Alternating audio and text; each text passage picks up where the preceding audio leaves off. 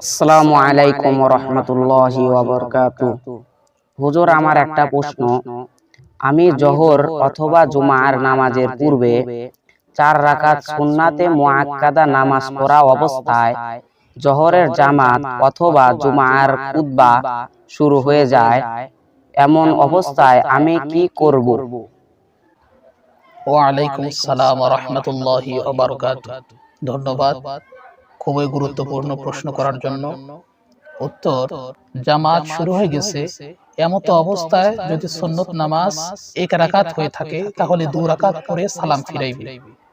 আর যদি তৃতীয় রাকাত শুরু করা অবস্থায় থাকে তাহলে সংক্ষিপ্ত আকারে চতুর্থ রাকাত শেষ করে সালাম ফিরাইবে এবং জামাতে শরীক হইবে।